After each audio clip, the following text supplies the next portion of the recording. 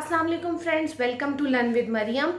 उम्मीद करती हूँ आपको मेरी वीडियोस अच्छी लग रही होंगी और इससे आपको फ़ायदा हो रहा होगा।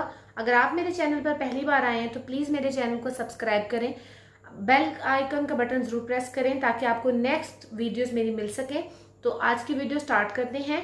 हम रेस्पिरेटरी डिसऑर्डर्स के बारे में पिछले कई दिनों से पढ़ रहे हैं, जिसमें हमने ब्रोंकाइटिस, एम्फिसीमा, नमूनिया जैसी बीमारियों के बारे में पढ़ा। आज हमारे पास जो बीमारी है उस बीमारी का नाम है एस्थमा। एस्थमा आपके पास सिर्फ बढ़ती उम्र के लोगों में नहीं बल्कि यंगस्टर में भी बहुत ज्यादा पाया जाता है। ये जेनेटिक इफेक्ट भी हो सकता है, यानी विरासती तौर पे भी मुंतकिल हो सकता है, और हमारे इस एरिया में मौजूद, हमारी सराउंडिंग में, हमारे इर्द गिर्द मौजूद किसी न किसी चीज की मौजूदगी की वजह से भी स्टार्ट हो सकता है।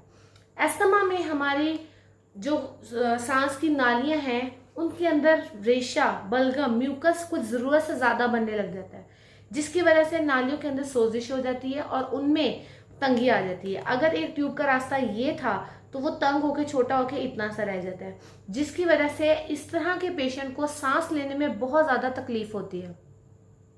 एस्थमा के जो पेशेंट्स हैं उनमें एलर्जी होती है मुख्तलिफ तरह की चीज़ों से, किसी को परफ्यूम से, किसी को डस्ट से, स्मोक से, किसी को पोलन से। जो पोलन से एलर्जिक होते हैं उनको तो बाहर के मौसम में चेहरे पे मास्क लगा के रहना पड़ता है, या अपने घर में उन्होंने ऐसा कोई स्पेशली सिस्टम लगाया हुआ होता है। जैसे अगर आप बेकरीज में जाएं तो उन्होंने वो स्पेशल लाइट्स लगाई हुई होती हैं कि अगर कोई भी इंसेक्ट या मॉस्किटो आएगा या मक्खी वगैरह आएगी जो कि मिठाइयों को, इन चीज़ों को ख़राब ना करे, तो वो ऊपर डिवाइस लगाई होती है, वो उनको किल करती है। ऐसे इन लोगों ने लगाया होता है एक डिवाइस को, जिसकी वजह से एयर जो है वो अंदर प्योरीफाई होकर आती है, ताकि जो हवा तो आए लेकिन उसमें किसी किस्म का कोई डस्ट पार्टिकल ना हो, कोई स्मोक ना हो, कोई पोलन ग्रेन ना हो, जरदाने ना हो।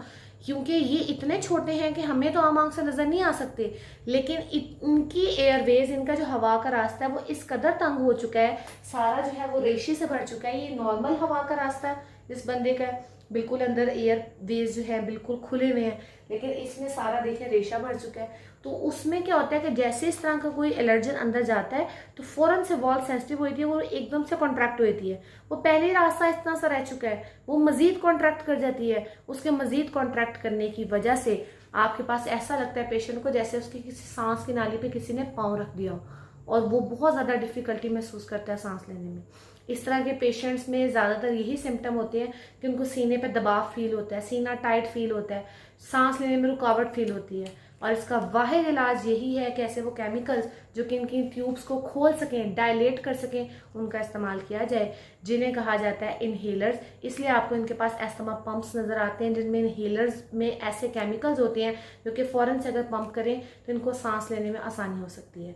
मैं उम्मीद करती हूँ आपको मेरी वीडियोस पसंद आई होंगी। अगर आपको मेरी वीडियो अच्छी लगे तो अपने फ्रेंड एंड फैमिलीज को ज़रूर रिकमेंड करें, मेरे चैनल को सब्सक्राइब करें। Learn with Mariam. शुक्रिया।